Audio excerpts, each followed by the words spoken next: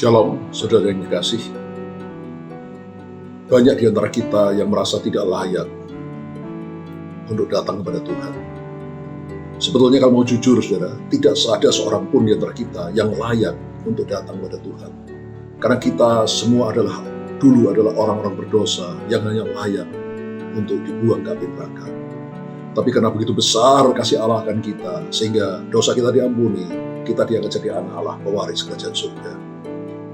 Di dalam kisah anak yang hilang, anak itu datang kembali kepada bapaknya sebagaimana adanya dia.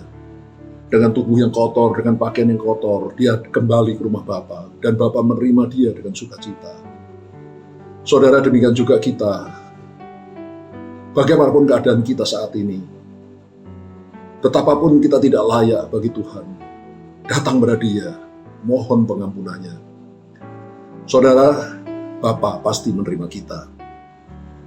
Alkitab berkata bahwa Yesus sudah mati bagi kita ketika kita masih berdosa, bukan ketika kita sudah dalam keadaan baik, kudus dan sebagainya. Saudara, memang setelah dosa kita diampuni, kita diangkat jadi anak Allah secara status, secara kedudukan. Maka cepat atau lambat, tabiat berdosa kita harus diganti dengan tabiat seperti Kristus. Buah roh, kasih, sukacita, damai sejahtera, kebaikan, kesabaran, kemurahan, kesetiaan, kelemah lembutan, dan penguasaan diri. Saudara, ini seperti digambarkan dalam ilustrasi, ada seorang raja yang menemukan seorang anak gelandangan di pinggir jalan. Karena raja itu jatuh belas kasihan, maka dia membawa anak gelandangan itu pulang ke istananya. Dibersihkan, diberikan pakaian yang baik, dan diangkat menjadi anak raja. Sekalipun secara status anak gelandangan itu sudah menjadi anak raja, tapi kelakuannya masih belum sesuai dengan kelakuan anak raja. Contohnya, kalau dia makan, dia masih makan dengan tangan yang kotor, tidak mencuci tangan lebih dahulu dan sebagainya.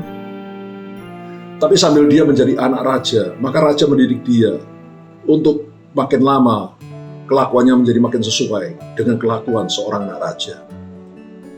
Saudara, dalam hidup ini, setelah menerima Yesus sebagai Tuhan Juru Selamat, memang kita harus bergumul melawan dosa. Kita harus menanggalkan dosa-dosa kita yang lama, tabiat kita yang berdosa, dan diganti dengan tabiat seperti Kristus. Dan itu tidak mudah, saudara. Penulis surat Ibrani menuliskan, dalam pergumulan kamu melawan dosa, kamu belum sampai mencucurkan darah. Artinya, pergumulan melawan dosa itu memang sangat berat, sangat sulit, saudara. Memerlukan perjuangan yang keras. Tetapi kabar baiknya, kita pasti menang. Saudara dan saya pasti menang dalam pergumulan itu. Kenapa? Karena saudara dan saya sudah ditentukan oleh Tuhan, sudah ditakdirkan untuk menjadi lebih daripada pemenang. Karena Kristus yang mengasihi kita dan yang rela mati bagi kita. Syaratnya, pastikan engkau terus menempel kepada Tuhan. Seperti ranting menempel pada pokoknya. Maka cepat atau lambat, ranting itu pasti akan berbuah lebat.